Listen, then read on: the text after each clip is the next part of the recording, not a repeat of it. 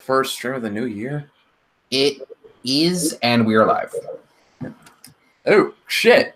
That's what I get for not paying attention. But hey, welcome to episode 39 of the Yank and Kiwi podcast. Just so everyone knows, I did, right before the show started, I did message Dean Tape finding out when he's going to come back. I remember he said he was working double shifts through the holidays, but the holidays are over now, and, you know, this is technically the first stream of the new year, isn't it? It's fine. I'm his replacement. It's Yank and Yank. Yeah, it's whatevs. But it's just more like this is technically our first New Year's stream, and the reason why we didn't do one earlier in the month was like 1 week you were out sick, another you were at your grandma's and just couldn't make it. Another I was just depressed to the point where I kind of just wanted to flop over and do nothing. Yeah. But regardless, like, so unfortunate stuff with missing uploads, but they're out of life circumstances. Like, if you can't deal with that as a viewer, why are you here? People, we're still people, motherfuckers. Come on. Implying we have viewers. I speak for the future. Okay, but yeah, whatever. So rude. Yeah, okay, so, real quick, gonna get... Yeah, Dylan wants to stream a new game he got. What exactly did you get? I got Hades. Anyone who knows what that is should have a whole lot of fun with what I'm going to show. Hopefully, the streaming of the game does not crash, and hopefully, my computer doesn't crash. Yeah. If it does, we'll be back. I was playing some Fallout 4 before we went live, and I am playing it with mods.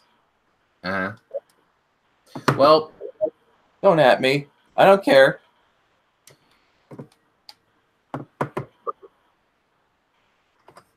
Let's see. Mods make it cool. All right. Well, it's a good sign that I can still hear you. So I'm gonna start. All right. So you should be able to hear it. I do. Well, not really, but let's just better make sure you got the master volume set down low enough so we can still hear it. But it does. But without it that being should be good. That should be good. Yeah. Also, I'm echoing on your side. Give me. I'll fix that. All right, volume's turned down. I've got the volume turned down. Okay, cool. Yeah, no more echo.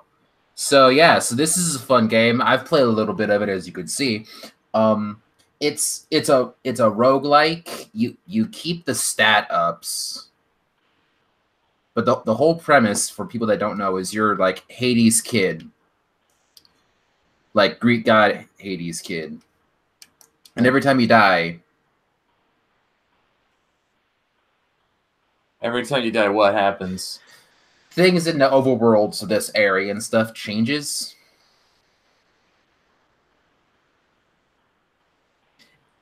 Which is really neat because then things like this here wasn't here yesterday. Like that wasn't here, so that was nice. That's always the term. And there's I think the only problem with the streaming is that the frame rate's kind of choppy. At least on my end, it is.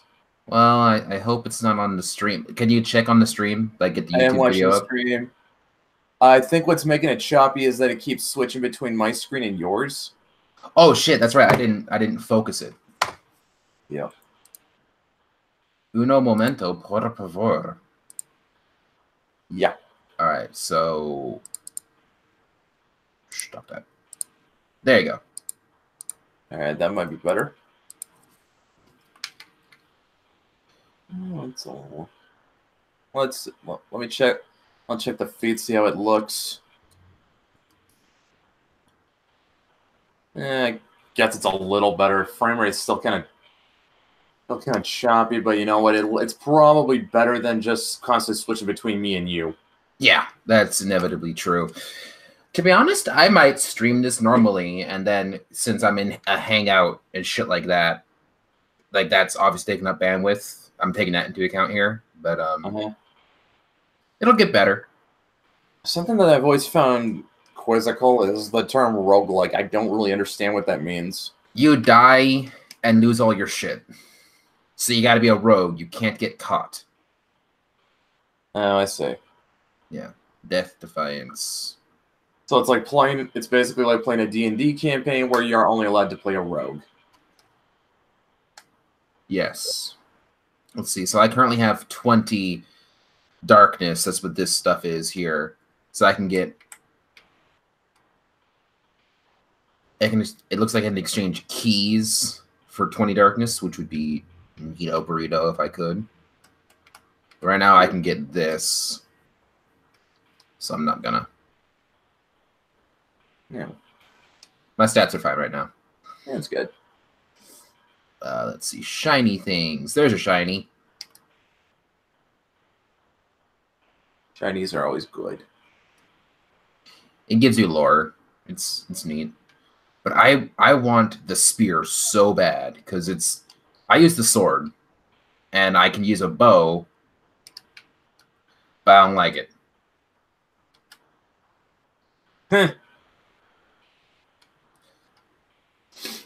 Yeah.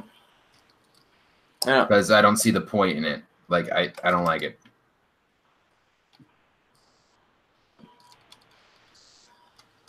Something I gotta think about is like, does it feel like nowadays Bethesda games are only really fun when you've got mods installed?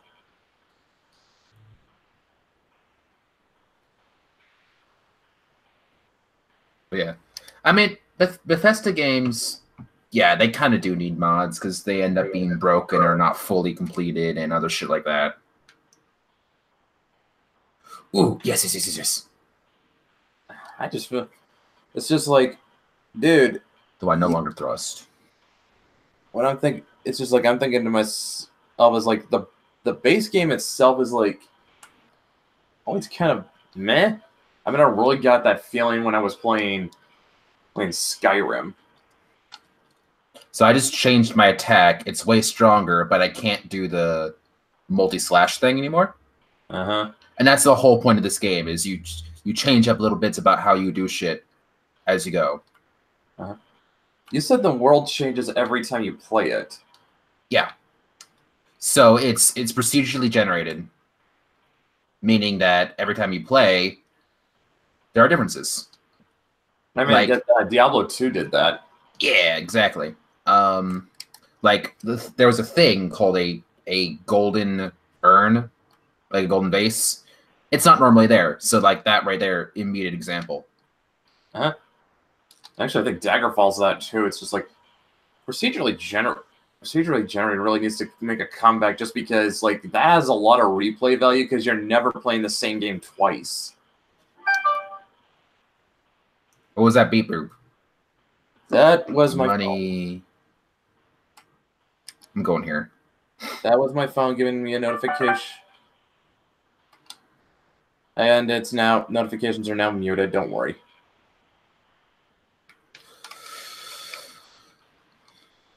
How'd you find Hades? Trade secret.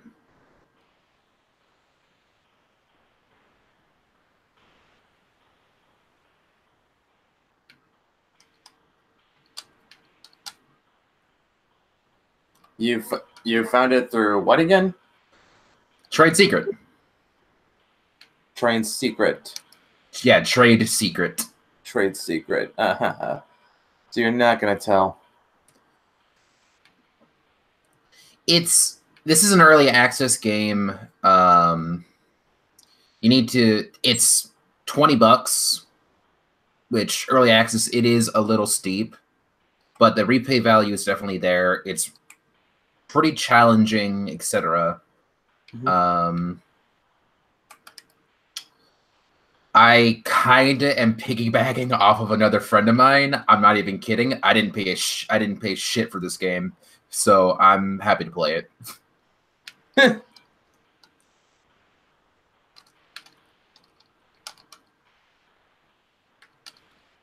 You know what? Yeah, I think like the closest I've ever come to playing like a roguelike was. Would you consider Diablo roguelike? Oh yeah, it's a rogue. No, it's not a roguelike. Roguelikes. So I have 28 out of 75 health left, right? That's just the fact of things. Yeah. When I die, that 75 health will go back to 50 because that's the normal max. I will lose all my power-ups, etc. Right? Roguelikes take away all your boosts when you die. Diablo is just you just gotta get big numbers. Oh shit, this guy has I didn't even realize that guy has armor. Also, Diablo's more of an RPG. Yeah, I mean, this has RPG elements because you don't know what you're gonna get for your ups and stuff. But see, like I just died, so now I'm back here. Jesus, that's like this. Is this game punishingly difficult? Later on, yes. But see, I can go ahead and talk to everyone here and junk. Wait. Achilles isn't here. I'm sad. I was going to talk to him.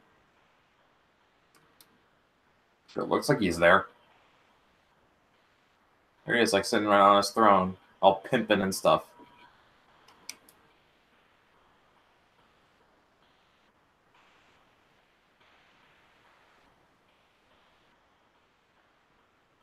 He said this game's like early access, so it's not even out yet. Yeah, it's like an early access beta and shit like that. So this isn't even the finished game. No, it super isn't. I mean, this looks pretty finished. Yeah, this is such a just look at this game. It's so pretty. So pretty. Yeah, it is. I mean, for not being a finished game, like I said, it still looks pretty finished. Yeah, it's a tight game too. Like, it's just a tight game. Yeah, it seems like whoever's developing this game really knows what they're doing with this sort of genre. Hmm. That could be nice.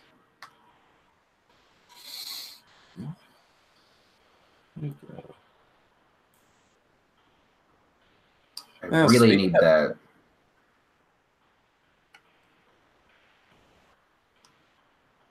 Speaking of,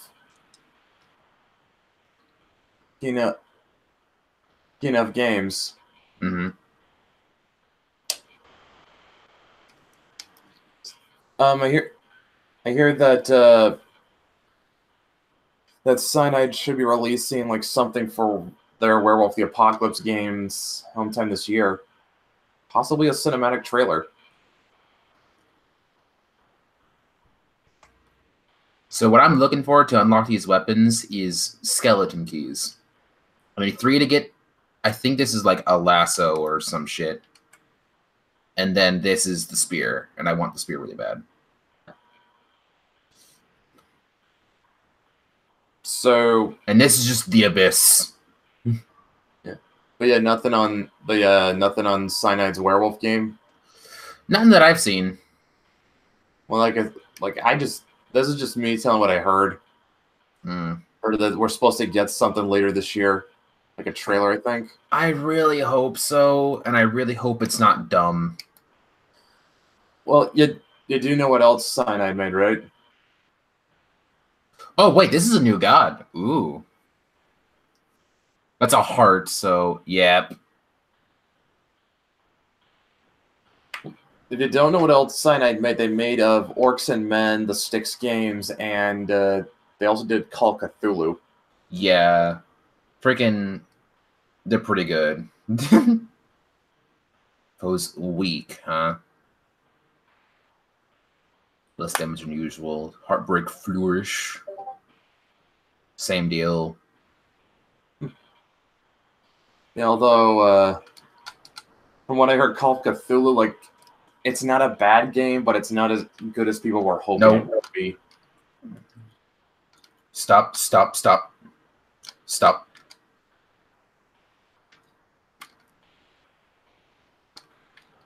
What, you disagree? No, I didn't want to get shot by these things. All right, so I'm going to be getting Skeleton Key because I had the image of that in there. I guess you didn't play Call of Cthulhu, so no comment then, huh? Yeah, no. I mean, well, okay, it depends on what you mean by Call of Cthulhu. Because I played some Call of Cthulhu, and I've seen some weird shit with that game. I'm talking about the one Cyanide made. I don't think I did. Yeah. Because I played the tabletop. Did they make the tabletop? Yeah, they did. There's like several tabletops of Call of Cthulhu. Okay, then yes, I probably played theirs. Well, I don't think Cyanide makes the tabletop game. They just do video games. Who does do Call of Cthulhu? I'd assume Wizards of the Coast. They have a pretty good monopoly. Say, no, not the video game. I want the RPG. And now I'm getting the the original H.P. Lovecraft story. Blah blah blah blah. Where's the game? Here we are. Let's see. Published by Chaosium. They still around? Let's see. Yeah, it is still. Yeah, they're still being published by Chaosium.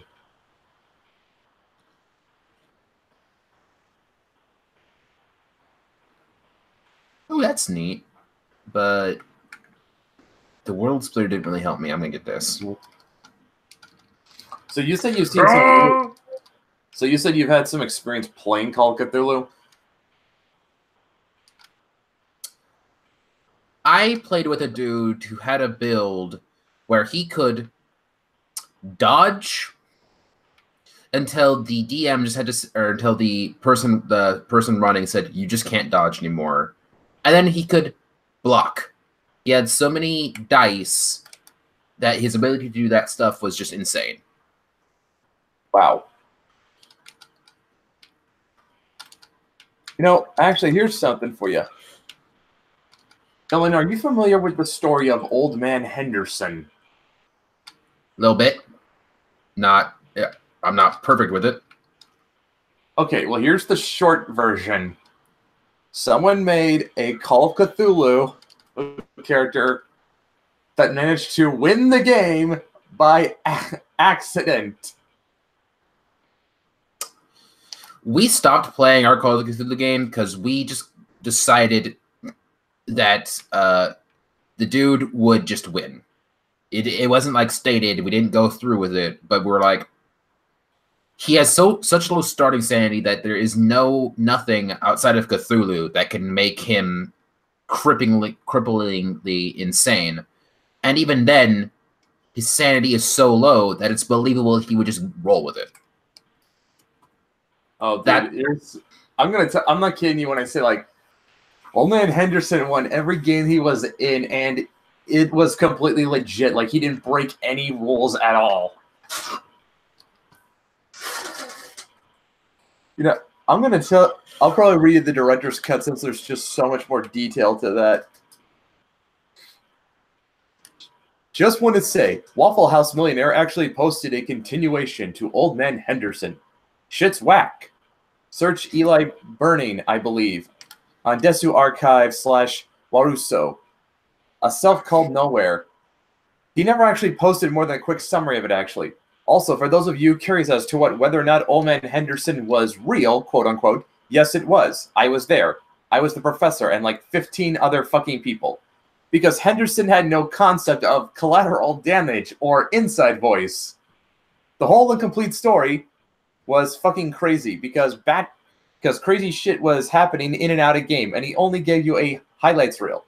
I might end up story timing the whole thing, even though I'm not as eloquent as him. Seriously, I read the backstory of Doom. What he told you about it does not do it justice. Waffle House Millionaire tends to get emotionally attached to a well-made character. To him, they're the means of exploring a story, and a good story is something he thinks the very foundations of modern society are based on. He doesn't mind a bad end so long as it's legitimate. Botched a roll at a bad time, shit happens. Bad choice in character, meant to be. Simply screwed by circumstance, them's the shakes. Lol, you're dead, because you actually disagree with my self-insert fetish fuel character with 2 katanas. I actually What the fuck is this? No. I clearly am in a boss. It looks like you are. You timed that actually pretty well. I actually had to stop him from choking the fat bastard. What makes him sound like a bad person, ruled by petty emotion. But the truth is, he's like a bear. Damn it! It wasn't letting me escape. Normally quite chill. I got so far. But in the end, it doesn't even matter. It matters so much. You just need that one perfect run and you can get to the Hydra and win. Not that easy to piss off normally, so he doesn't move often. But when he does, things like Henderson happened. It was a 5th session of the game with an experienced GM using Trail of Cthulhu. A small distinction on the whole, but worth mentioning in my eyes. And he'd already lost 3 characters to the stupidest shit. Seriously, the last one put some evil force put a curse on him, and he ended up being killed by a horse, falling out of an airplane. Yeah. So the GM goes to grab the pizza since it was his turn to pay, and I could feel the room cooling slightly. Waffle House Millionaire's expression never changed. He never looked at me or the other 2 guys. I know what you're thinking about leaving, but I want you to stay. I want you to watch what I'm going to do. I knew this was bad because while he can get frustrated and mad, which is hilarious by the way, he makes a choking noise in the back of his throat like a murloc caught in a trash compactor. But when he gets truly pissed, he gets calm. Oh, that's spooky. Yeah. When we continue for the evening and about a week later, we come back. He's given me a ride, and he looks like he hasn't slept in 2 days. The stubble is almost, but not quite, into the gangly half-beard territory. I've done something. I'm not sure it's a good thing yet. He says as he hands me the little binder he keeps his character sheets and notes in. You done something, I ask as I take the folder for him. I created... No, let me... I created? No, created is the wrong term. I feel like it was already there, waiting for me to give it life. I put a thing on paper and I'm bringing it down. Shit, I just misclicked. I hope I still have that thing. I put a thing on paper and I am bringing it down on that fat fuck like the wrath of God. I say as I look at the sheet. Is Henderson his first or last name? I don't even fucking know. So then I look at the stack of paper he called a backstory. I started reading it, and I'm immediately fascinated by what can only be called a tome of madness. It switched perspectives and tone wildly. At one point... At one point, it's written with stage directions in the form of a script. At one point, it went to German. Nice. I know for a fact he only knows like 2 words in German, while I'm kind of fluent. The German was in his hand, and it was grammatically flawless.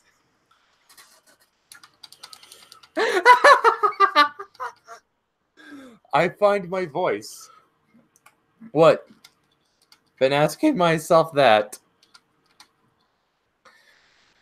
all fucking day. So we get to the game and the GM asks what we're all doing. Detective Guy's drinking alone at his desks, waiting for one of his contacts to get back to him. Jimmy the jock type is struggling with math homework. My character, Professor Filkins, is grading midterms. Then we get the introduction to Henderson. He's sitting in the lawn chair in his house, smoking a bong. staring at a wall he painted to look like a Hawaiian beach. And I'll water a bit. He addresses the stuffed parrot currently resting on the arm of his chair. You're a good friend.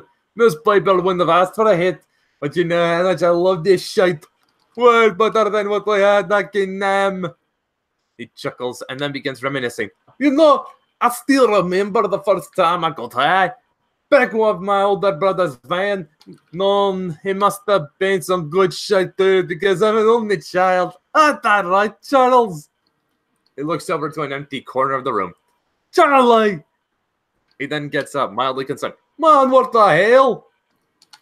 He begins to search the house in earnest before sitting down on a chair in his kitchen. Where the fuck are my Londons? Only did somebody steal them? Where the fuck would steal them? Yeah, but come on. He then pulls out a Sharpie and begins to scribble on the table. Alright, 215 no's. Total weight about 800 pounds. Total value approaching 40k. Not a one-nine job. Need help to carry them, need help to sell them. I'm looking at the large and well-organized... Does anyone know what he's saying?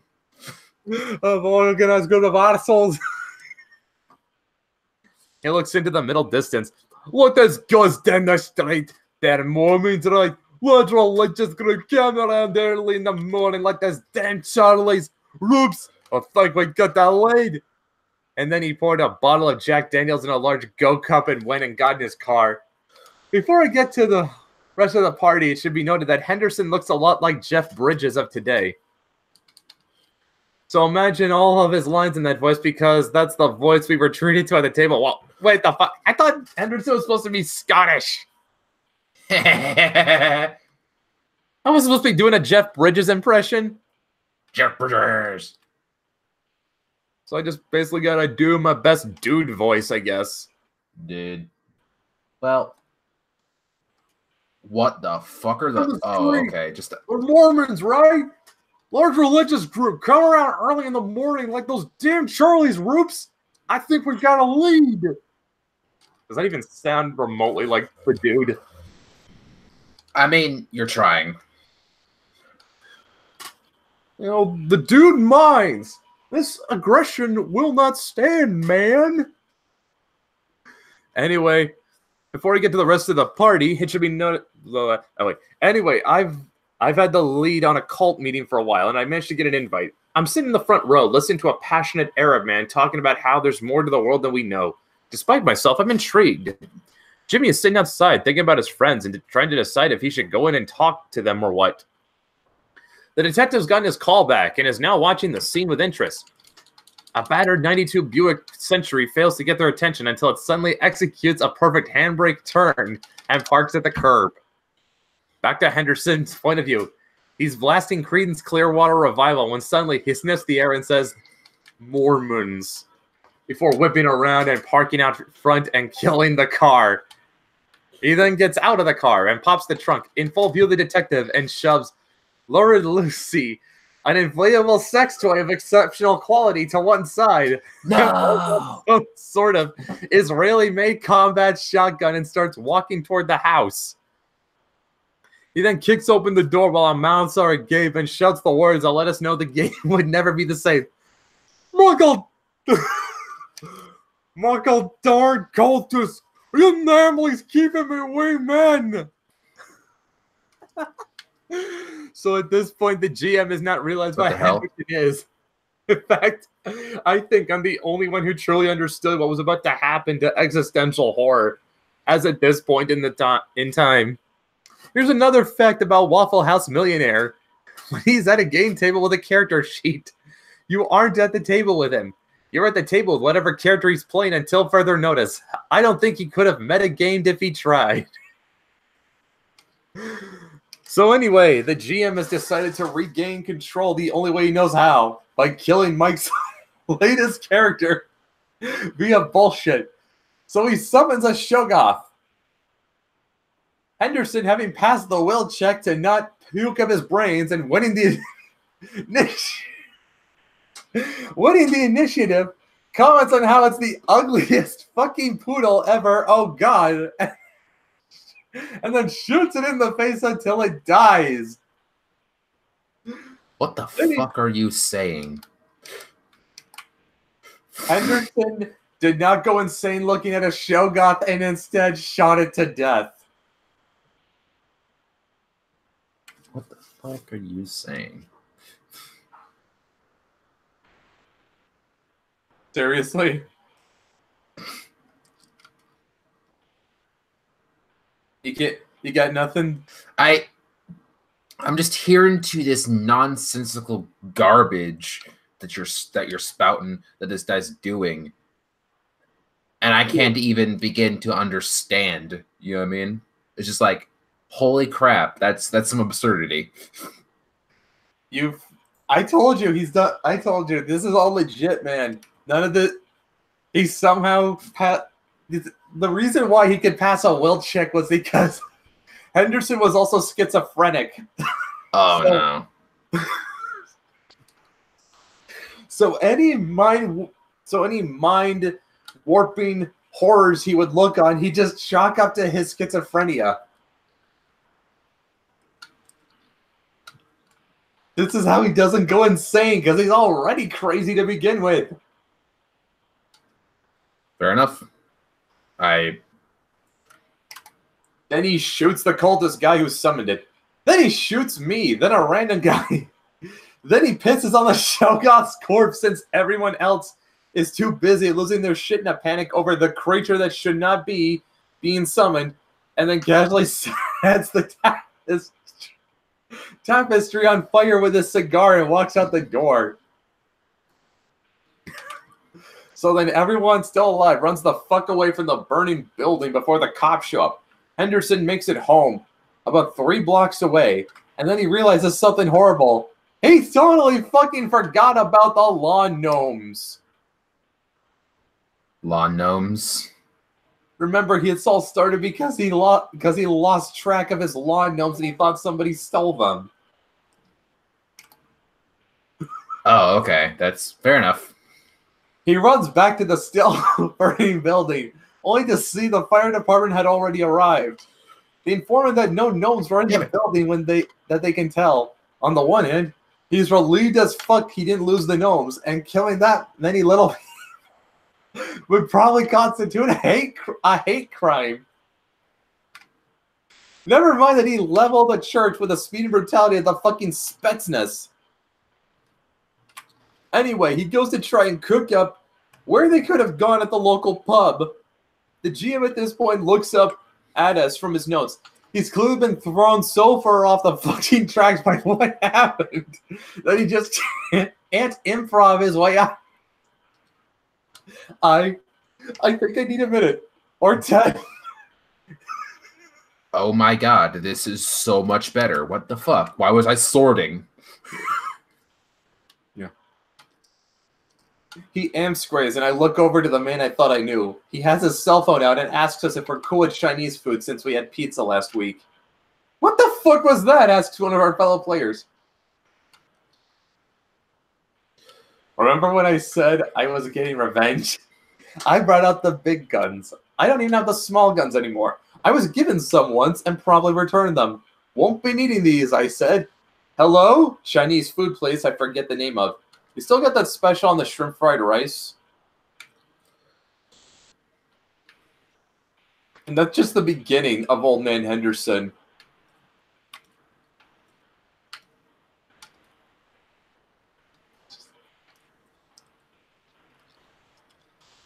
Like, here's the. I'll read you the original bit by Waffle House Millionaire. Okay. All right then. I'd like to start by saying that the GM was a bastard that had it coming. Bullshit tactics to make everyone go crazy like a D6 with only 5 sides. No story, no reason. Lose 10 sanity. The others continue. I cannot. Oh my fucking god! I cannot get through this without laughing. It's okay. The others continued to allow this faggotry. We were playing a modern day setting, with the other players being a college professor who found a couple stray pages of a copy of the Necronomicon and wanted to find out just what the hell it was. A detective who was investigating a missing persons case connected to the local cult and a local athlete, I think it was football, trying to find out why some of his friends seem so distant lately. And then there was Old Man Henderson, who was never given a first name. Old Man Henderson was always a little crazy and blamed his life's misfortunes on Vietnam. He never went to Vietnam. He was 12 and 74. And I will be fucking amazed if anyone gets that reference. Not everyone does. It is the song My Brother-in-Law by Tim Wilson, as far as I can tell. And there's a link to, I think, there's a YouTube link to the song. Not sure if I should open it, though. Old Man Henderson wore combat boots, cargo shorts, and an open-front Hawaiian shirt with a wife beater underneath. He was dyslexic and had a lesser case of schizophrenia, allowing him to assume that the reason he saw crazy shit was because he was a little bit crazy. He had a Grizzly Adams beard and wore his hair in a mohawk. He never took off his aviator shades for any reason. He had a stuffed parrot on his shoulder named Rupert that he constantly asked for advice while ignoring the other party members as convenient, assuming they were hallucinations. Yeah, he had an...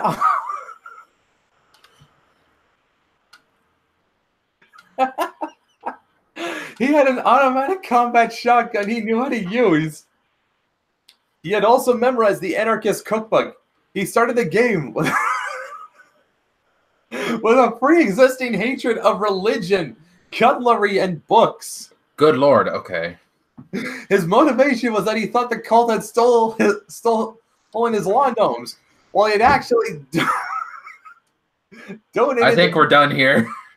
Well, he had donated them to a charity auction, got high, and forgot about it. Oh, here comes the best part. All right. More importantly, he had a 320-page backstory that justified everything, from his casual knowledge of physics to his ability to speak Portuguese flawlessly. You can just imagine the sort of shenanigans that the character was involved in. My point to having such a long backstory was threefold. To ensure the GM would never actually read it, and two, since he would since he would never ever read it except for the excerpts I pointed out to justify things, I could rewrite and change things around completely at random without anyone noticing, and most importantly, three, convince everyone that I was serious about this character and that it wasn't simply the game-wrecking bullshit that it was. Dickish, yes, but he really did have it coming.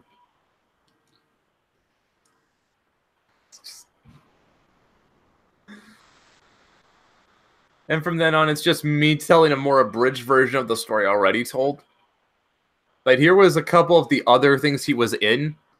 Dropping a yacht onto a penthouse suite owned by Cthulhu cultists. The stealing of said yacht from cultists of Hastur, thereby starting a cultist gang war. The tanker truck incident. And my personal favorite, Hell on Ice. Fair enough.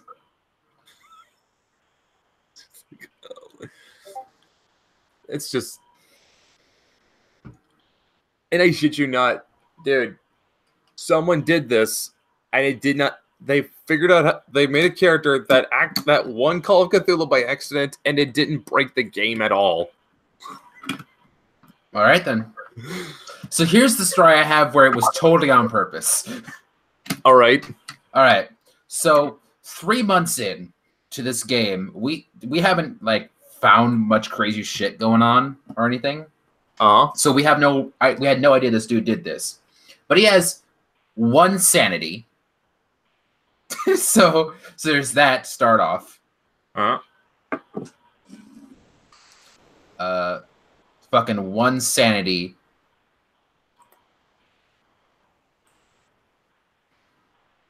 And he kind of sort of just... If we encountered something that we actually needed to, like, fight, he won because he could dodge or block forever. Just, you can't dodge anymore. I block! Then he blocks for, like, 15 turns. I block. And then when he can't dodge, or then when he can't block anymore, he's rested. It's been 50 rounds, so he's totally able to dodge again.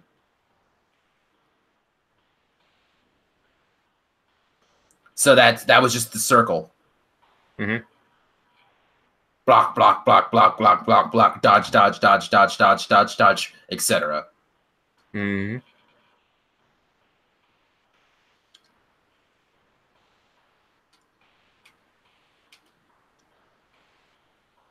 Is there more? Is it still going somewhere?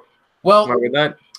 basically, we decided to just stop playing because he was so strong, like he was so unable to die, that we just decided he could stop Cthulhu.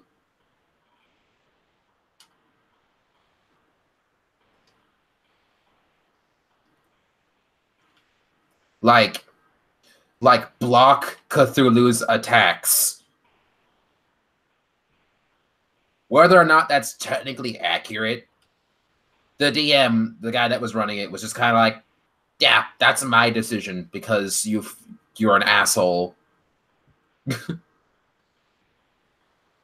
And you did this. It was funny just because we're sitting there. We've gone through like 18 characters each, except this dude. He still got the guy he started the campaign with.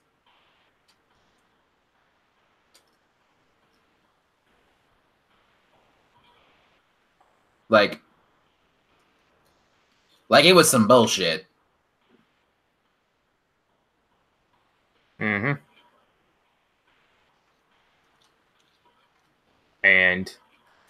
And so we just gave up.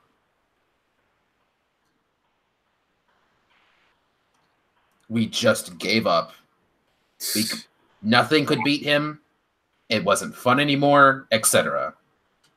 Well, isn't Call of Cthulhu the type of game you're not supposed to win anyway? No, we didn't lose because we died too many times and got fed up. We lost because we didn't want to play anymore because of one asshole.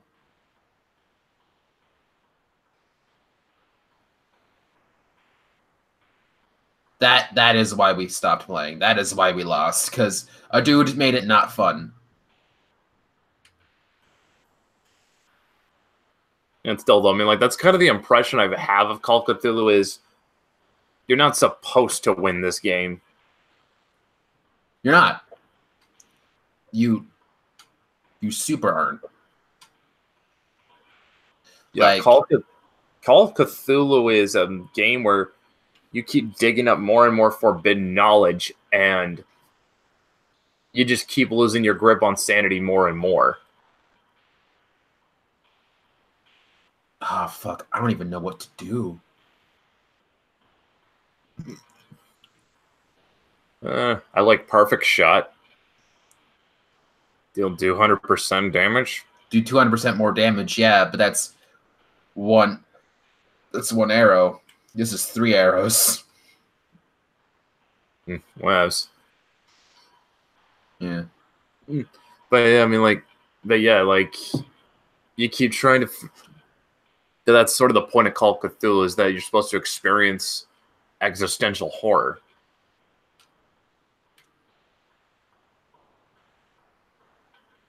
I mean, that basically sounds about right. I mean, like, you're supposed to lose it. No, but we weren't. It wasn't because of horror. Like, that's what I'm saying. We lost. You lost it because the guy in your group was an asshole and he just made it not fun anymore.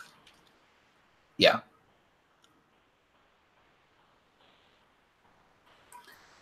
So although it's like I'm just completely blown away that there actually exists someone who's actually won it.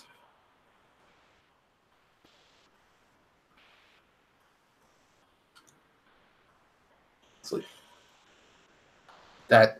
Yeah. How was I supposed to beat that room with this weapon? Fuck. Okay, now I think I can get the spear. Crap. No, I can't get a spear quite yet. No.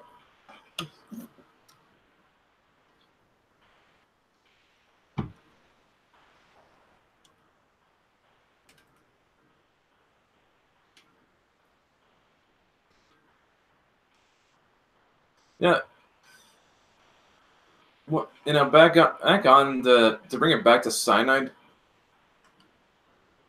I'm really kind of hoping that they can knock it out of the park with the werewolf. What's going on?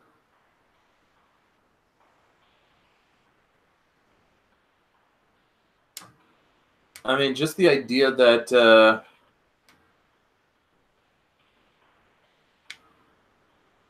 I kind of already like the idea that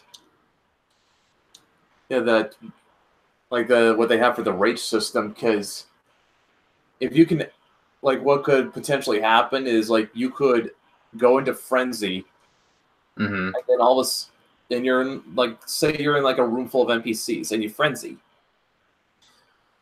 Screen goes red and you just see nothing but black shapes moving about.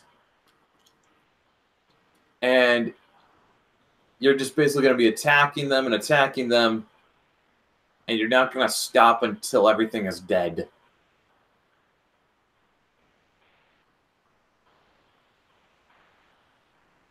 Especially if you've lost control of. I think it's really effective if you've lost control of your character along with it too. You know, like he just goes to frenzy and he just starts moving on his own. I mean,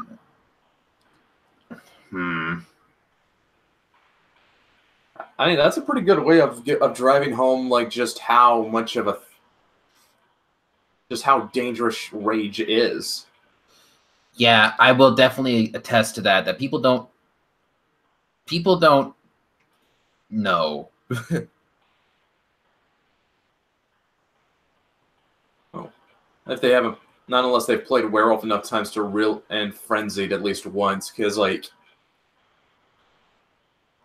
honestly, if you want to make a character, if you want to make a player feel frightened, you just take away you have to take away their control, or at least make them feel like they're not in control. Because as long as you have to. I mean, that's what Silent Hill does like all the friggin' time. Actually, I remember another game it was on the GameCube. You remember this one? Eternal Darkness: Sanity's Requiem. Do you remember that one? Sorry, what? I was engrossed in sudden story development. It was a horror game on the GameCube. Eternal Darkness: Sanity's Requiem. You remember that? Oh shit! Yes. Yeah, that game fucked with you so much. That thing always took away control from you.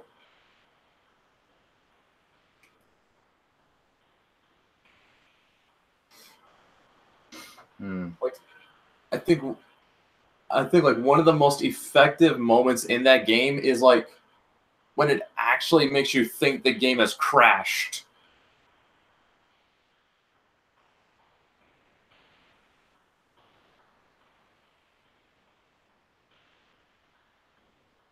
But it turns out no, that's it. It's doing that on purpose.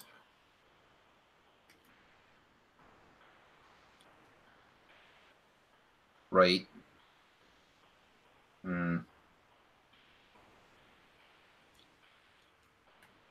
Do I? Yes.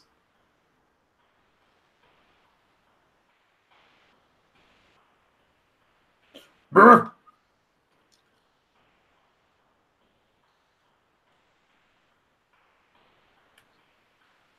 Tell you what. But yeah, that's something that they gotta name. They gotta name. I mean, gotta not name. They gotta nail. They have to. They gotta nail that with the werewolf game. That I mean, like, rage will make you powerful, but that also comes at the cost of you having control. Well, and the thing is that you can't look at it that way just forever. How should I explain? Okay, how do you put it? So when there are builds you can make that literally are just all about controlling your rage. You know? Uh-huh. Oh, yes. So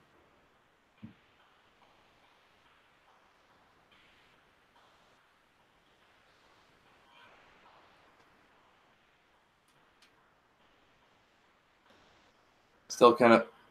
So, like, for example, having the Berserker merit, you just don't frenzy unless you want to. You know what I mean? Like, that right there is just... Like, with the exception of story, because the story can say, actually, yes, you do. I've experienced as such.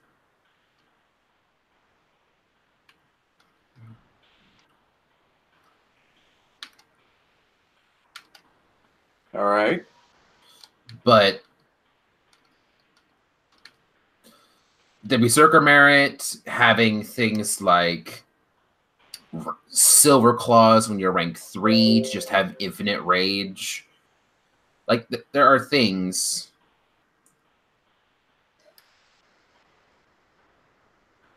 There are ways. Yeah. There are ways to make it give you basically like to basically give you infinite rage, and then if you have like 1 or 2 merits, you'll just never go insane from it, as far as Werewolf is concerned. And I do that all the time. It's super easy. It's typically what's just the best option is, etc. I don't know. It sounds like it's a little bit... It sounds like that's something that comes dangerously close to being game-breaking. In a way that then again, I think... What the fuck? Who's that? Oh, that must be Gaia. Huh. Not our Gaia. Actually, no, it's just Chaos. Okay. Oh. But I was gonna say though, I think Roz has told me like another sort of build in Werewolf that's very broken. It's a Child of Gaia build. Let me see if I can pull it up. It was in the comments of the Children of Gaia video. Let's see, where is it? Ooh. Let's see. I'm gonna collect. Here we are. They do make the most powerful rune of all tribes through Aegis plus Halo of the Sun plus Kiss of Helios equals broken. Yeah. So, okay, so Silver Claws plus Wind Claws means that everything that wears armor and is weak to silver cannot soak your damage, and if they're wearing armor, it goes through their damage. It goes through their armor. So you just hurt them. You just kill them. If you have Spur Claws, if they somehow survive your attack, they now have -2 to their dice pools just forever. If you have Razor Claws, you're dealing an extra 2 dice of damage. If you have Devil Claws, you double the damage you deal. If you have Wasp Talons, which is rank 4 stuff, and you're a Black Fury or have Black Fury friends, you can shoot your claws to now you can do all those things from a range. And you can do it twice. Each, like, you could do Wasp Talons and Spur Claws twice because you have 2 hands. Like, that alone is powerful as fuck. Because you just stack damage on damage.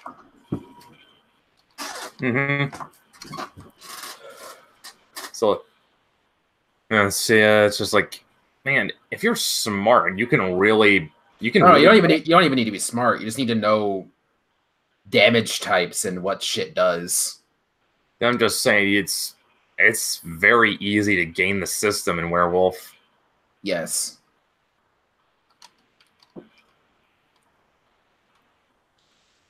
And then I kind of feel like that sort of takes away from the role playing aspect of it. If like when you, I don't know. Nate, like I'll admit, like a lot of this comes from my own, from my own lack of experience with tabletop games at large. But I don't know. It just feels to me like if you're playing an RPG just to sort of find ways to exploit the system and instead of just play a role, I don't think you're doing it right. Sometimes that role requires you to do it. To do that is the thing. Because I agree with you for the most part. But I also am like, an Arune that can't deal good damage is a crappy Arune. Well, duh.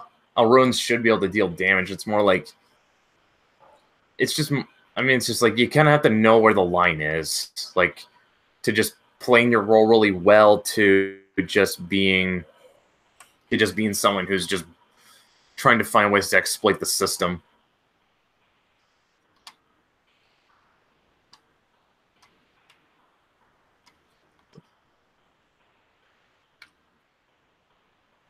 Like I said, it's just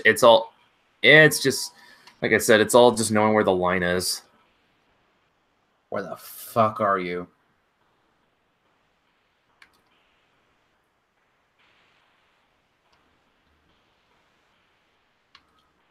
There you are, you piece of shit. Just all of his bombs blowing up now. Yeah, I get what you're saying. Like, you shouldn't be playing a game just to exploit it.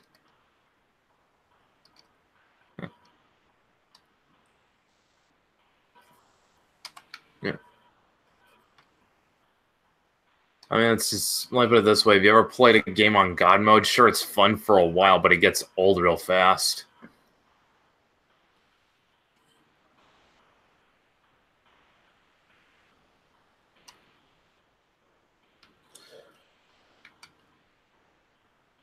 But then again, you somehow managed to God mode D&D by accident. It's not hard. It's not hard.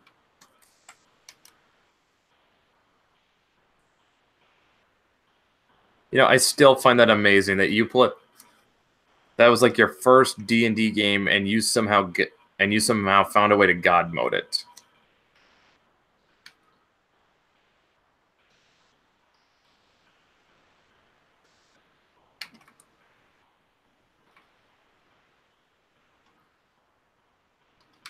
Oh. All right. Actually, here's something that's kind of making me think though. Is that something that's easier to do in like say Vampire, which isn't as combat heavy as Werewolf? I mean, depending on the game, it's not, but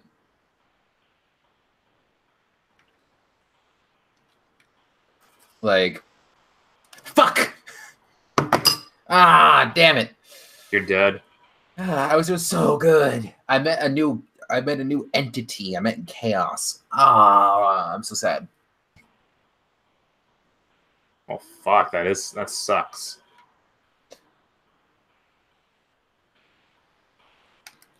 Yeah, actually, that's just kind of the vibe though I get off Vampire. It's like it's not about the combat. It's more about working through the very complicated social structure of being a kindred society. I mean, you're right, but at the same time, like, there are just like how there's punchy werewolves, and which is most werewolves, but like just how like there's punchy werewolves and there's socialite vampires, and those are the norm. Yeah. There are high social werewolves that you wouldn't think would be social, and there's high punchy vampires that you wouldn't think would be high punchy. Well, yeah, I mean, like if you're playing like a gangrel or a bruja. No. Those should be punchy characters. They got potence and/or celerity. They're able to control animals if they're gangrel, shit like that. Yeah, bro, no, they're no. I'm talking about the bruja that has presence and takes advantage of their presence because they have presence. It's one of their starting disciplines.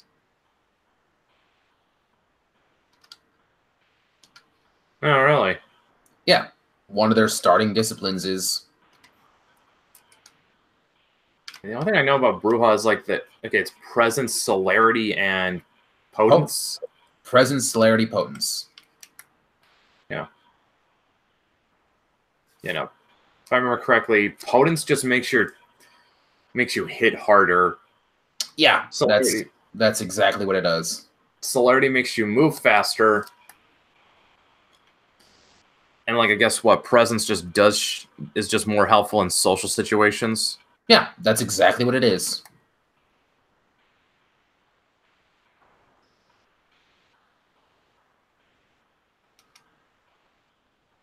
Stabbing fever. Hey, found chaos again. You cannot earn. Ooh, Each of you dash. Ooh, I don't. Well, I mean, I don't dash often.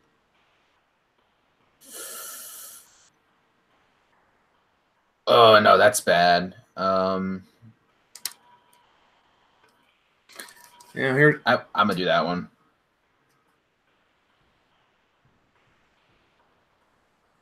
But it's a good thing that this podcast has a video feed because otherwise, people would hate us. Yeah, because if people had to just listen to you describe what's going on in your game, like they just get really bored. Punchy.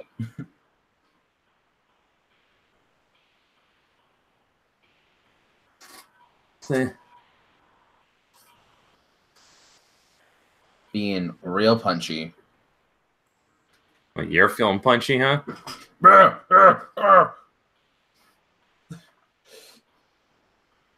Just punching with a shield.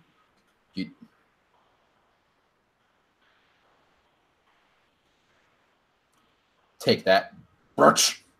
Ow.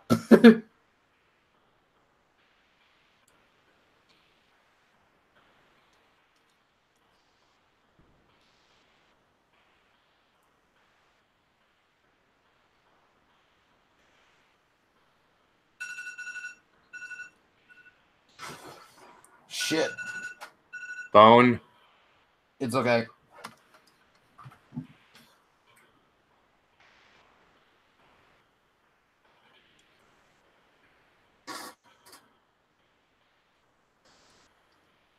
You sure? Yeah. I'll need to take a 10-minute break here in a few seconds to feed my dog. I'll clear one more room and then call it for that specifically. I think it. Actually, I think I can. Yeah, I think I can. I think I can. Hank, if you can just mute your mic, and I'll just put some tunes on. No, wait, it doesn't work as well without OBS. Shit. Otherwise, I mean, like, because otherwise, it's fine. I'm done already. I'll be back. Yeah, it's all right. I'll see about if I can keep everyone's attention till you're back.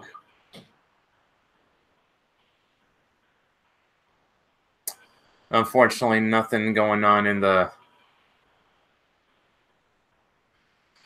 Doesn't look like there's anything going on in. Doesn't look like there's anything going on the chat because fuck, nobody watches this.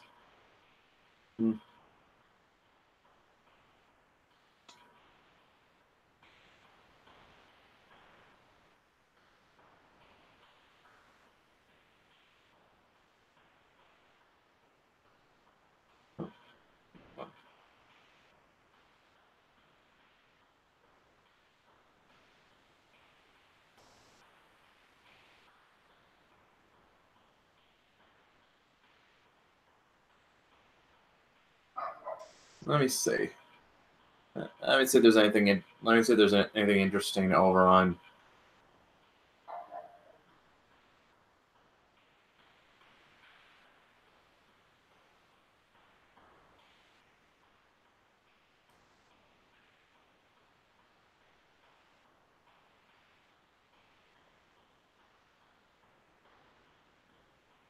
Yeah, nothing. Yeah, we got nothing interesting going on. Just over on Twitter.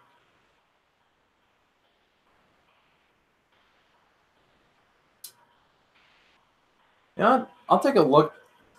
I'll go look up 1D4chan, see what else we got. I really do like their 40K articles. Those are fun. Oh, I also got World of Darkness. This one's too, huh? Okay. Highlander the Gathering? Oh, okay, this I have to look up.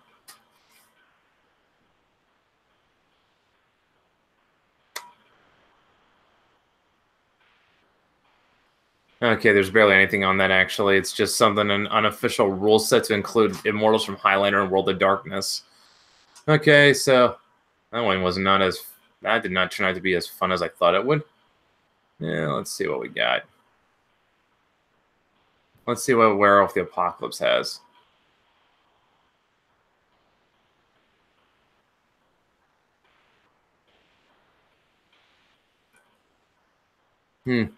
General plot. In the beginning, there were three aspects of the universe known as the Triad. There was the wild, the force of rock creation, but chaotic and without reason or structure. There was the Weaver, which gave form and reason to the rock creation to the wild. And then last, there is the Worm, force of destruction and renewal.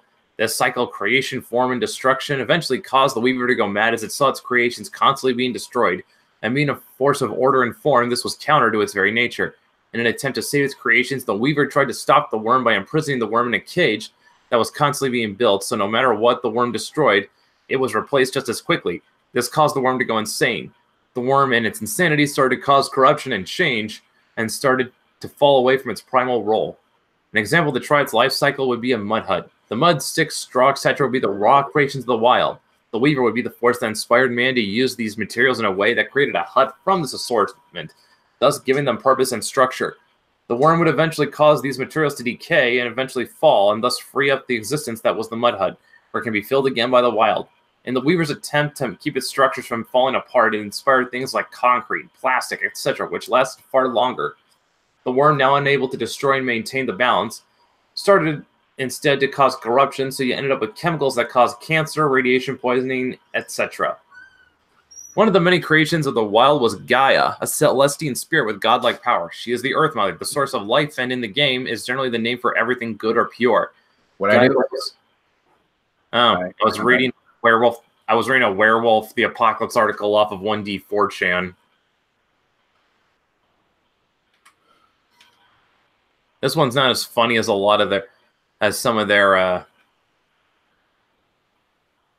It is not as funny as some of their 40K articles. Oh, actually no, but there's something, might be something here with when they talk about the tribes. Let's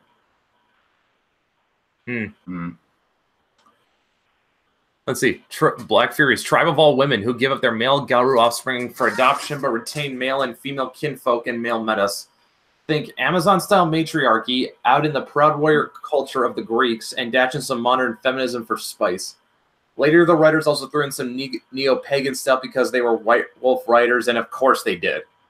Very attuned to the workings of the wild over civilization, but the North American camp helped bring about Seneca Falls and get women the vote, and letting them hang out in college campuses. Somewhat unfairly seen as a big old bunch of butch lesbians, even in their own tribe book. Quote, shit, bitch, we're not all dykes. One of the few tribes to have actually seen a little social progress in the last centuries. I mean, they don't even ritually sacrifice their male kids anymore, mostly. But their primary weakness is still a tendency to go off half-cocked at men. The first in a long line of bad stereotypical ideas to be mostly fixed as the new additions and revisions rolled on. The first draft, they were a bunch of violent, bitchy dykes on a secret quest to castrate anything with testicles for the moon goddess. Wow. I actually did hear that as politically incorrect as Werewolf is now, the first edition was even more politically incorrect.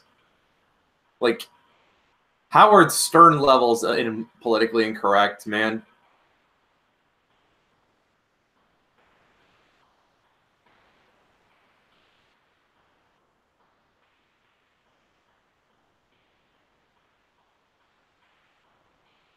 Let's see, darkness. I only have like 10 gold. Yeah, I'm buying. I'm getting.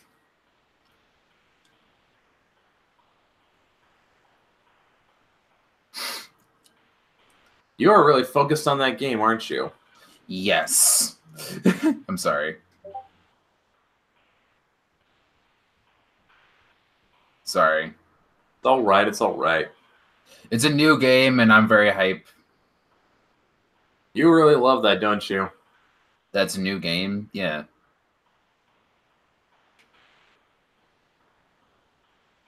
Also, I'm just trying to ignore a bunch of people.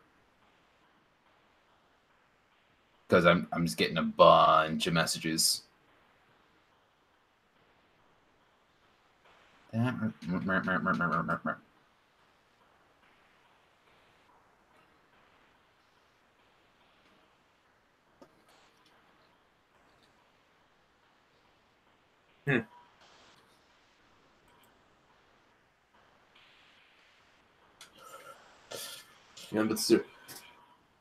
man, I actually kind of want to see if I can track down a first edition PDF of Werewolf, because I want to see just how politically incorrect it was. You've seen it? I mean, consider what you just read, right? Yeah. That's just part of the course for first edition, and arguably at least second. Like, yeah. Special. Ooh. Hmm.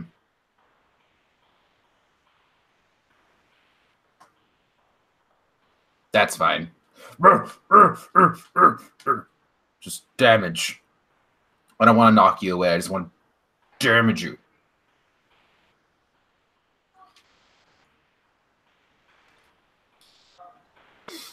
No. Oh, here's actually some. Oh yeah, I'm just looking further down this article, and it talks about like what the different apocalypse scenarios, if any of the tribes fall. So Black Furies become widows after the metamorphic plague that's been ravaged them since second edition started driving the tribe's leadership to privately decide that, well, since the wild is killing them and the Weaver is anathema to the Earth Mother, their Earth Mother shtick, they gotta betray everything they hold dear and sell it to the only male cosmic force in the universe to save them, the Worm. They try to only treat the ancient remainders of the Worm of balance, but inevitably they are tricked and led down the path of corruption. From there, they either end up trying to destroy all complex infrastructure and civilization to wound the Weaver, or for kicks and giggles, reverting to their 1E characterization and going on a quest to kill or castrate anything with balls. Fun. Bone Gnars have slowly been falling to the Worm for years, feeds on the resentment of their rabble and taints many before they murder Mother Larissa and purge their loyalists and reveal themselves as the Plague Rats. During the Super Bowl for Shame theme, from there they subvert both vampires and glasswalkers to seize modern weapons and armor, even willingly abusing the balance system to create abominations. They unleash horrific bio/spirit engineered disease that decimates mankind, as other tribes and their own survivors try to unite against attempts to scatter them so they can pin them down and destroy them.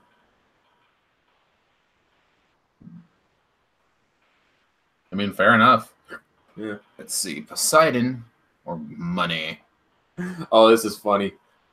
Lured into a false... Get offenders, stop beating around the bush, and fall to... It says corn, but it's hashed out. The Worm. Corn, as in the band. No, the Chaos God from 40K, the one that's all about violence, murder, war, killing things, stab you in the face over and over till your face stops resembling a face.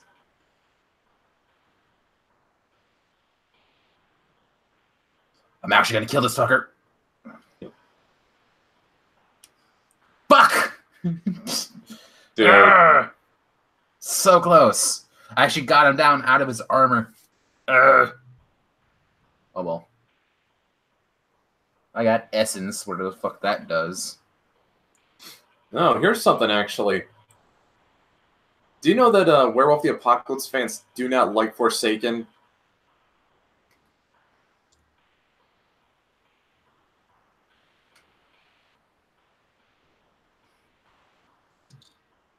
Yo, dude. Yeah. Do you know that a lot of Apocalypse fans are not fans of Forsaken? Yeah, well, I just found a part of the article that says the edition shift. It says it's in general for two reasons. First, the fluff. Werewolf the Forsaken abandoned the bloody-handed Green Party morals of its predecessor, changing the fluff from "you are avenging angels of the tormented dying spirit of the earth" to "you are the bastard children of the mad goddess of the moon, working to atone for divine patricide by serving as the border patrol between earth and animistic hell, while at the same time being whiny little bitches about it."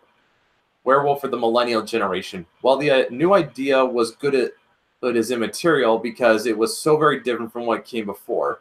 Oh, whether the new idea was good as immaterial, because it's so different. Secondly, the crunch. Uratha are a lot weaker than Garou. Partially, this is due to the difference between editions, which nerfed all supernaturals in comparison to how they dominated humans before. However, whereas Garou were the meanest bitches on the block in the old World of Darkness, assuming a vampire didn't get them or a mage didn't get the first shot in, because mages will pretty much pub stomp any other super if they do. There are well-documented stories of Lucky Garou downing whole coteries of young kindreds single-handedly, as the invincible boss in Bloodline showed. Uratha are, well, not. They're deadly pack hunters, but one-on-one, they're not the nastiest supernatural splats. Mummies and Prometheans are better at taking damage than Forsaken are, just for starters. That said, they did get a major upgrade in combat beefiness in Forsaken 2nd Edition, but still that initial presentation soured a lot of Apocalypse fans, whereas in Old World of Darkness, a werewolf lived up to the legendary hype of you have to shoot it with a silver bullet. In New World of Darkness, you could actually bludgeon it to death with a baseball bat if you kept at it and were determined. Another reason was that they could only maintain the combat for a short period of time in New World of Darkness, where this was all part of part of what that's really upsetting. Like, yeah, like I've beheaded werewolves as a werewolf using lethal damage. Yeah. Beheading a werewolf kills them. Fuck you. Concussions aren't going to kill my werewolves. I refuse.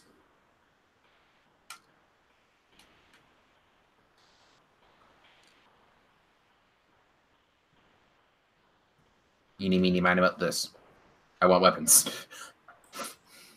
Okay, and as you were saying, just that I do not agree with you can just bludgeon them to death with a baseball bat or something. Screw you, that's stupid. Yeah, I mean, like you should only have to be able to kill with a silver bullet. Yeah, silver bullet or other silver instrument, or like I was saying, like I've killed werewolves with lethal before, with like swords and shit. It's still lethal. It's still specifically supposed to be able to kill you. Like, so that is why I'm like, that's fine. That makes sense. But yeah. Although I guess it does I guess a Forsaken does do one thing right. It kind of nails the sort of pack mentality better. Yeah, I agree. It nails it would nail the pack mentality idea more. I'll agree to that. But yeah, I would agree with you that you should not being able to kill a werewolf with a baseball bat. Yeah, that sort of It's takes away. dumb.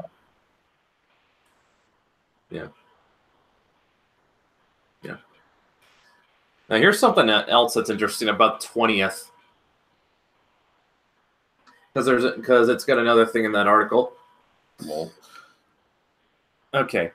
While it does have supplements, it is far more capable of standing alone than previous editions. Here we are. Much of the contradictory nature has been removed from the rules, and minor changes have been made to the mechanics of the game for enhanced gameplay. Plus, most of the worst problems of the story and setting from old editions have been slowly and systematically excised as new books for it came out. Perhaps paradoxically, if one wants to get into Apocalypse, now might actually be a better time. Unfortunately, the good people at Onyx Path did not understand the nature of the White Wolf combat system and have unintentionally buffed several of the more obscure powers, such as that they are now overwhelmingly broken. Take, for example, the rank 2 gift Beast Mind, a truly potent attack that can, on line of sight effect, that it has no costs, no gestures, and no indication it is being used. Reduce the subject to the mental faculties of a beast in previous editions only lasted a few seconds. In the new 20th edition rules, it can now last for several minutes per application, allowing a Garu that with that Jan technology and a halfway decent plan to rob a bank by walking in wearing a hoodie and using those 2 gifts from the corner, then carrying out the cash in a duffel bag, to say nothing of a terrifying rank 2 Garu could exert by using such abilities in combat application.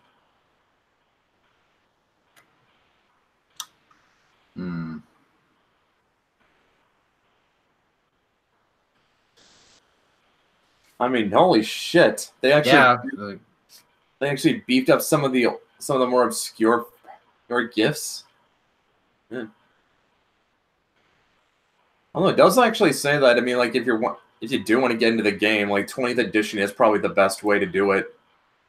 I agree. Like 20th, in comparison to like something like second, like there are cool gifts in Wild West, for example, that I wish they would bring back or change to be accurate with 20th rules or something. Great example would be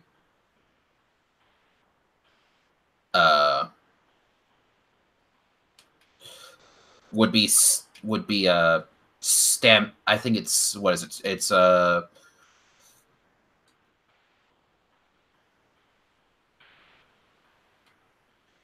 the fuck is it? I'm sorry, I get distracted.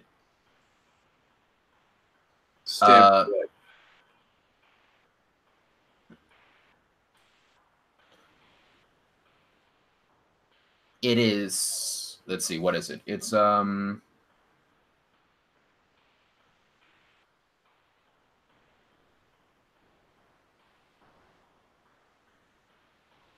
it's not stamina, it's steadfast. That's what it is. Steadfast. What it does is, if you what it literally does is it just goes, okay, you know how you're not getting hurt? Okay, now your stamina is ×2. 1 stamina means you have 2. 2 means you have 4. 4 means you have 8, etc. For the purpose of rolling dice to do things like not be tired. And, and there's the obvious joke, ha ha ha, let's see how long he lasts in bed now, kind of thing. Obviously. Like, everyone's going to make that joke. Everyone's going to use it for that, let's be honest. At least once. It's an Arun gift. It's rank 1. It used to be a starting gift for Wild West. It just doesn't exist anymore now. Like, it just doesn't. Like, it doesn't even need to be changed. That's like the shitty part, is it doesn't even need to be changed for it to work. It just needs to be fucking written in a 20th edition book. I'm trying to remember. Did they come out with a 20th anniversary edition for Wild West? No. Or yes, there's a companion book, but it's not in there.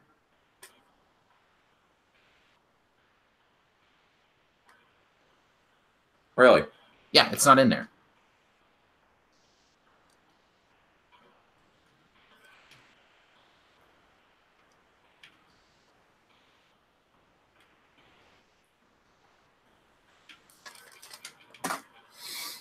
You know, speaking of werewolf, how do you think? Did you have a chance to catch the? Did you have a chance to catch the Shadow Lord video Bio and I did? Yeah, I did. I think good job. Yeah, he's actually working out as the new editor, and having him do that frees me up a lot, so I can focus on the comic, because holy fuck, this is gonna actually be a very busy year for everything, because like, man, this thing got a lot bigger than I originally intended it to. Mm-hmm. I mean, I don't remember if I actually made a statement about it on the podcast. I'm sorry, say what? I mean, I don't know if I made a statement about this on the podcast. I mean, you already know because I told it to you that Changeling is no longer just playing in its own sandbox. Oh, yeah. Yeah, you should tell people. Yeah, what Matt, Dan, and I are now doing is an honest-to-God shared universe with all three of our books. How cool is that? Well, yeah, I mean, like, I think what's really cool about it was that what's really cool about it is this wasn't something we initially planned. Like, we just noticed we had 3 comics that could fit really well together, and we would have to either change very little or nothing at all.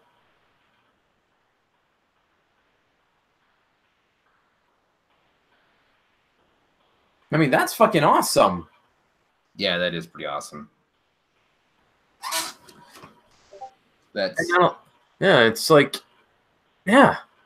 And plus, we're able to I mean, Matt and Dan definitely aim for an older audience, but I definitely can cover a younger one,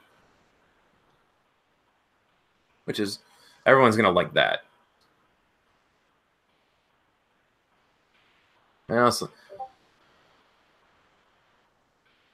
honestly think that it's going to be a book that really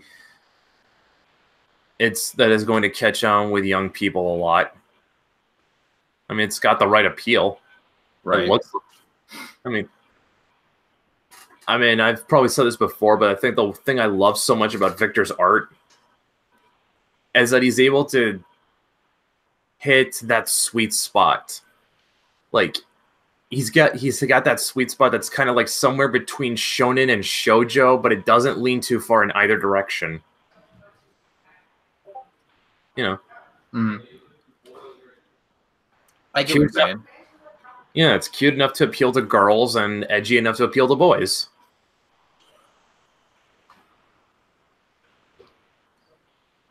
Of course, it also helps that the main character is cute, as I've been told. Yeah. It helps. It helps a lot. Yeah.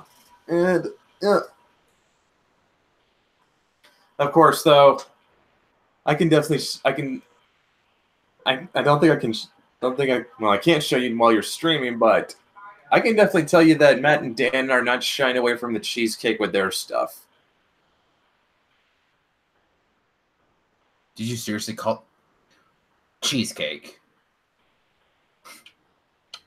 Oh, come on. I know you know what that means. Yeah. It's because I know that I'm like, bruh.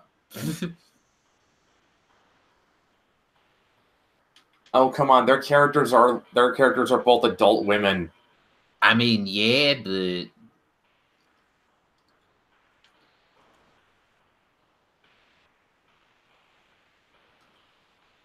So what's the big deal? Look, I'm a cartoon man hitting cartoon demon monsters. All right, I don't want that adult shit in my life on this here channel. He says a a rampant swearer. Dude, you and I both dropped F-bombs at least once. Oh, yeah, I know. I fucking know. Yeah. I fucking know, man. Yeah. Yeah. Actually, I'm just saying though, if you want your sexy times, Matt and Dan have you covered.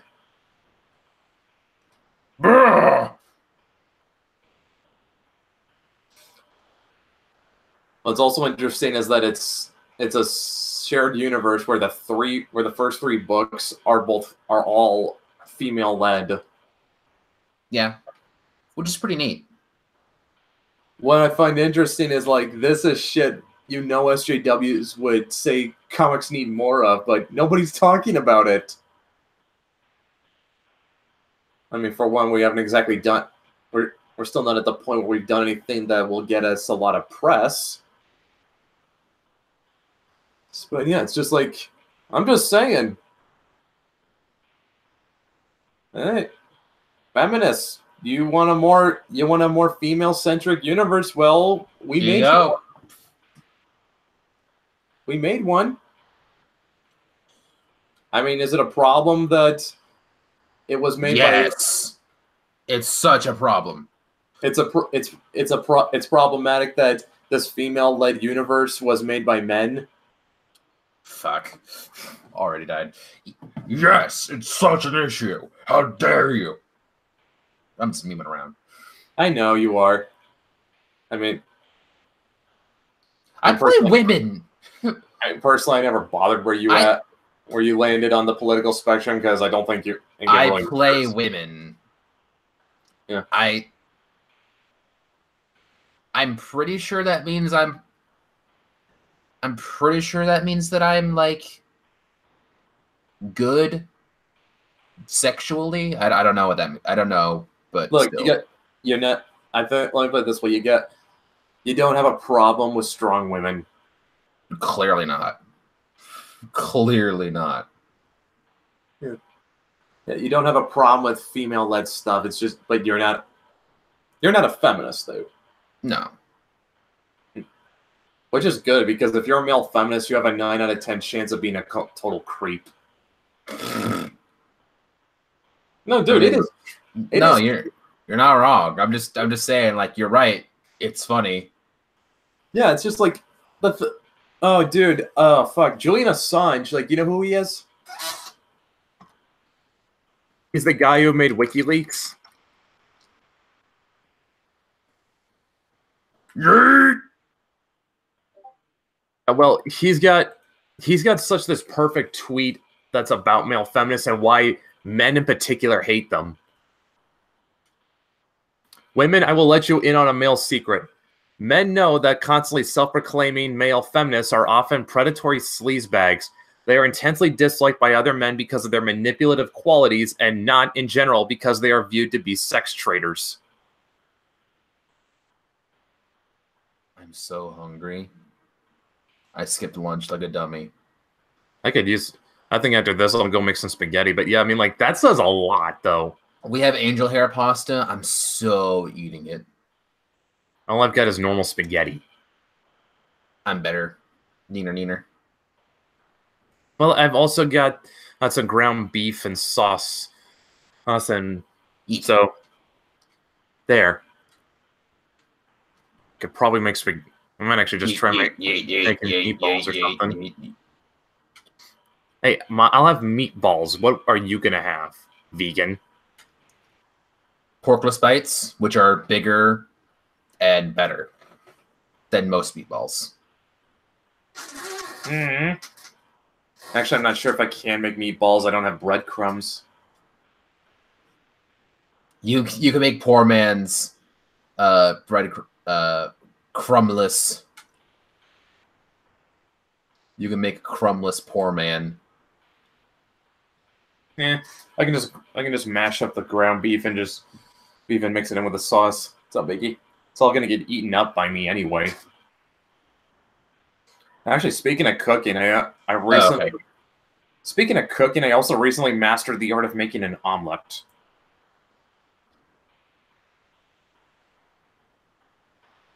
Wait, you're vegan. Are eggs off the table? Yes. Do you miss being able to have omelets? No. Also, I never really liked omelets. What? Yeah. I didn't see the point. Look, if I wanted egg, I'd put it in something that I liked normally. So back when you liked eggs, you just liked them over easy or sunny side up? No, I'm saying I did not like eggs, and I would just put, like, if I wanted to eat an egg, right, I'd put it in something that I already liked that was something else. For example, I'd eat cake. I wouldn't eat I would not eat eggs. I would eat cake. I'd have brownies, etc. Did you hate eggs? It's the, like, consistency. It's weird to me, all right? You know, that's the same reason my brother gave for hating bananas. He hated the texture. Well, no, he just hates looking gay. That's like, no, I shit you not. That is my brother's reason for never eating bananas. He hates the texture. And he's lying, because everyone knows when you eat bananas, you look gay. Or if you're a woman, you look horny. To be fair, I think it might have something to do with his Asperger's, because I've heard that like some people when they have autism, like they can't, like, they hate eating certain foods because of how they feel to them.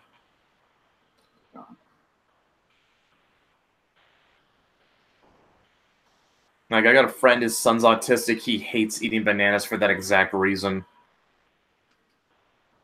Ooh, that's neat. So there's that. Working at darkness.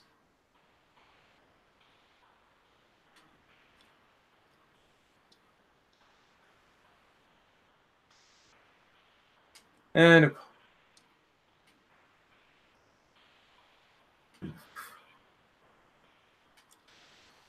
of course, well, I think I was gonna, let's say, fuck, I had something after the omelet. Well, too bad. But, oh, for fuck's sake, I know I turned you off. Arg. You know, this is something that pisses me off royally, is that I keep getting phone calls from, and I know I don't recognize them, so most 9 out of 10 times I don't answer it. But there's always that one where I'm curious enough to find out if there's anyone on the other end. I know what you're talking about, man. I feel you. So I answer it, and I listen for someone to say something, and there's nobody on the other end.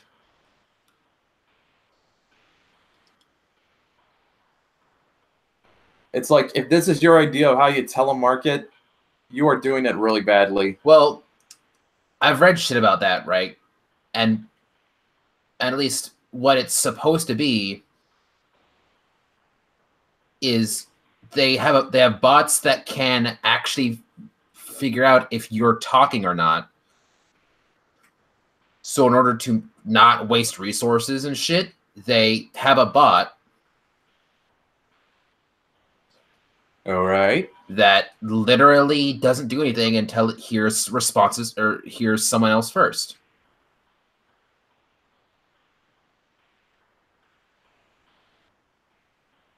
So it's going to listen. So it's a bot that will call up or that will dial up a number at random and is going to listen for noise. Kinda, yeah. Yeah, I think I remember reading something like something as much as a cough could do it. Yeah, like it's fucked up that that's a thing, but it's a thing.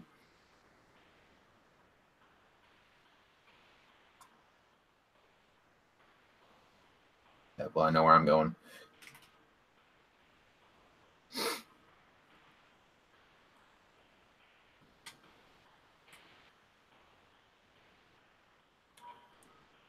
Something I wish I could really get right now, but I don't because I'm broke until payday, is pizza. Pizza would be really good right now, but I've got spaghetti, so I'm not complaining.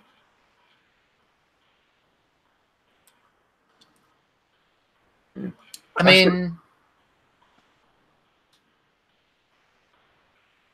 what?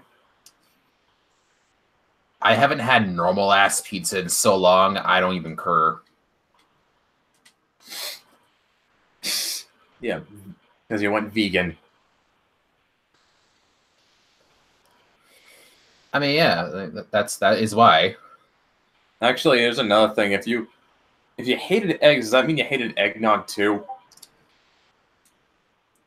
Yes, that was one of the things I did not like to have eggs in, was eggnog. I did not like eggnog. Dude, I love eggnog. I'm sorry. You just never got drunk off it on Christmas. No, I got overly drunk on it on Christmas. I have a horror story that I'm not going to tell people.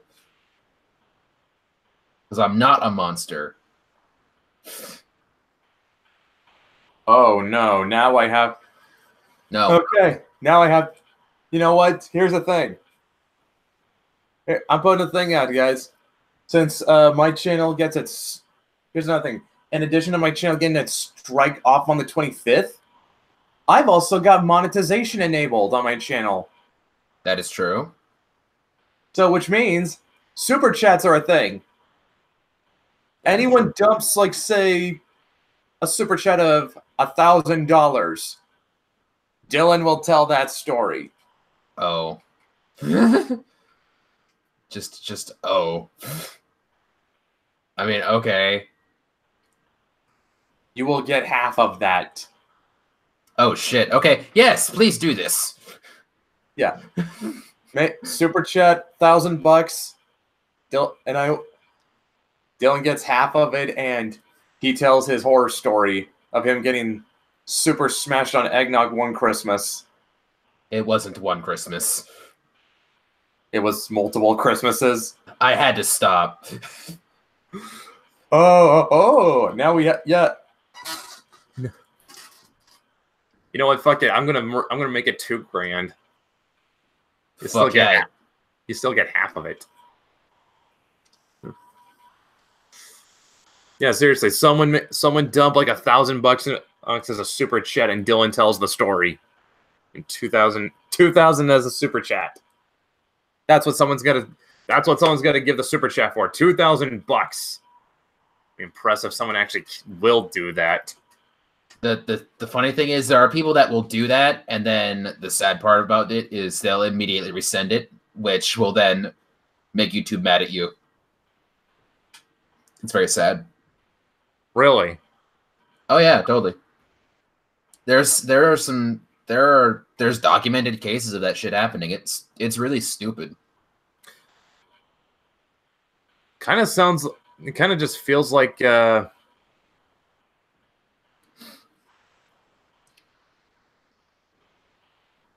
Treasure goblins. It kind of feels like this is like YouTube should probably like put a limit on how much YouTube ought to put a limit on like how much you can super chat at once. Like,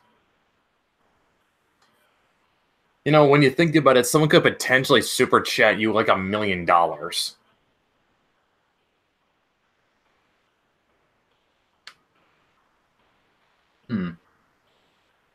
But yeah, you said like there are people who will super chat $1,000 and then what, resend it?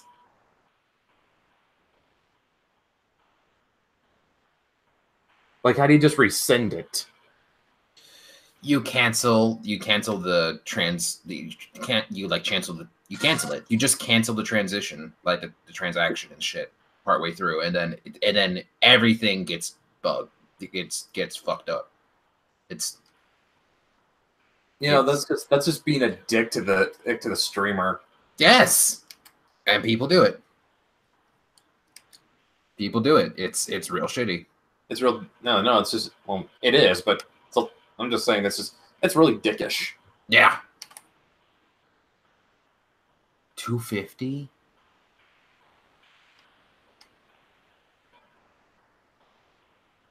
What would I even?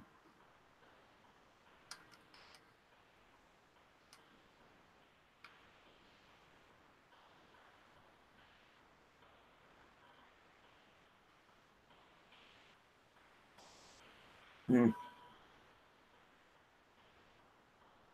Yeah. If someone actually, okay, someone has to donate 2,000 to get them to tell that story, and you can't rescind it. I don't know. I It's mean, a it's sort dick of, move, guys. yeah, don't be a dick. Actually follow through on it. Want that? I mean, like, doesn't it kind of make sense, like, though, that should be, like, a limit to how much you can super chat at once? I don't know. You act like you make it sound like I know. No, I'm more like I'm just trying to see what you think. Oh, well, I mean, I see that. I mean, it makes sense to me. Like, I don't feel like I don't feel no, I don't feel like super chat is how you could like you could do that. I don't think you could do that with super chat. That seems weird. Put a cap on how much you can super chat at once. No, that's a thing. But I'm referring to like removing money through super chat. I'm talking about like there's other things though that totally. Hmm. That Hmm. totally makes sense. Mm-hmm.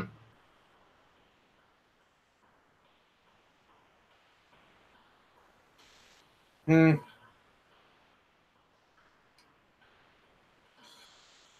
Well, I mean, yeah, I mean, most people. I mean, I think I remember watching one Razor Fist stream where someone, I shit you not, like super chatted in $300.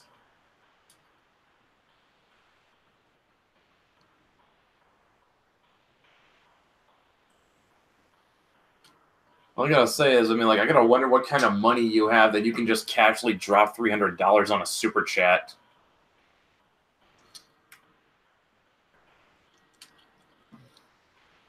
It's just a thing a lot of people do. It's there are some people out there. I'll say that. They got more money than they know what to do with. Yeah, there are people out there that 100%. I'm just like, how are you surviving? Why are you doing this stuff on like other streams? Like, I'll be there feeling happy with donating like $5 because I'm like, that's all I can. That's all I got. I'm sorry. And there's people that go like multiple times. Here's like $3,000, like 6 times. I'm like, you're pieces of shit. I feel Oh, you've actually seen that? on Twitch, yeah. Fuck, what kind of money do you have that you can just do that?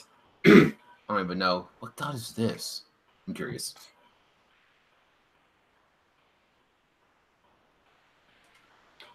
Although I have to question, if it's $3,000, the same person donating $3,000 6 times, was this a Twitch thought? Yeah, no, it's not a Twitch bot, but it's a person on Twitch.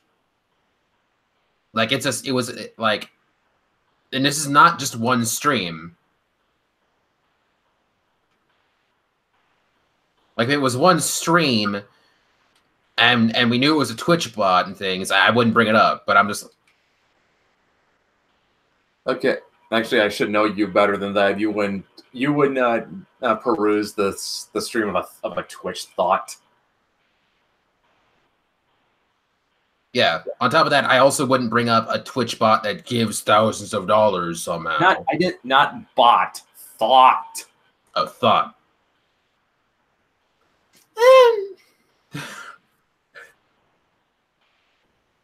I mean, come on, you do know those chicks that are just, they're not really playing games, they're just showing off their titties. True. And making the occasional ooh. Well, you can ooh up in here. I'm sorry, that was weird and stupid.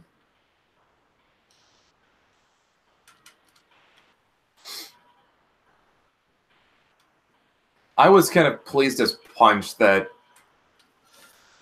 people were that the thoughts were. What did you say?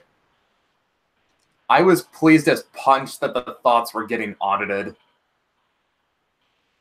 Oh, wait. I have to pay my taxes? Pleased as pot. Punch. Punch. I'm sorry, I'm mixing words together. Pleased as punch. What? It's a thing people say. You make fun of me for saying mollywop. I'm allowed to make fun of you for saying something I've never heard. Never heard. It's a very common euphemism. Your euphemism. Got him. Pleased as punch. Do I now have? Is this now going to turn into a stream where I look up the origin of the phrase "pleased as punch"? Yeah. It derives from the puppet character Mr. Punch. Punch's name itself derives from Polichinello, a puppet used in 16th century Italian commedia dell'arte. And I make no apologies for butchering an Italian accent.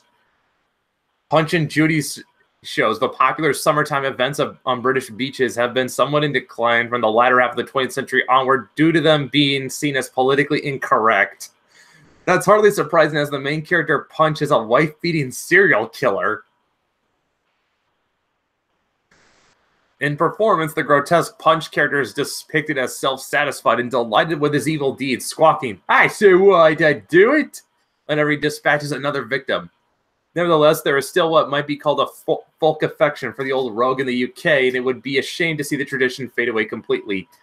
The show had an Italian origin, but as much has been changed over the years. It began in Britain at the same time of the restoration of the monarchy in the 17th century. The Diary of Samuel Pepys has an entry from 1666 that shows this early origin and the popularity of the show even then. With my wife by coach to more fields, the sat Polichinello, which pleases me mightily. The phrase, as pleased as punch, appears fairly late in the story. The earliest known record is from William Gifford's satires The Baviad and the Maviad, 1797. Wow, you're saying a lot of words that sound like that thing called Portland that I don't believe in because it's not real. You should just stop saying nonsense. This is what's... Dude, oh, how my fingers itch to pull thy nose, as pleased as punch I'd hold it in my gripe. Yeah.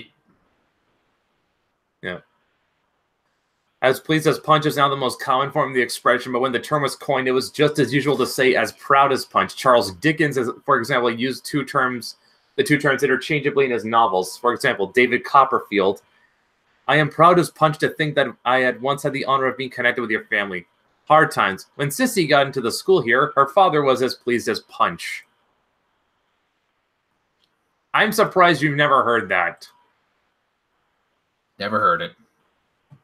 Like, dude, it's such a common saying. Mollywop sounds like something you made up. It's not something I've made up. What the hell? No.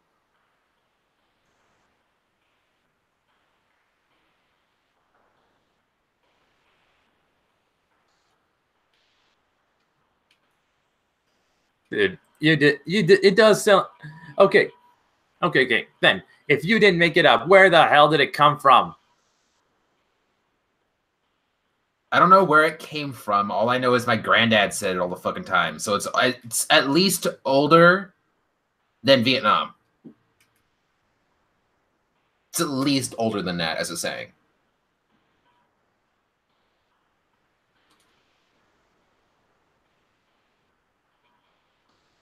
Uh-huh.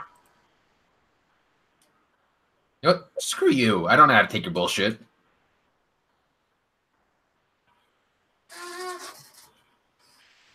All right, I'm going to check and see how long I've been going. Whoa, we've been going for over 114 minutes.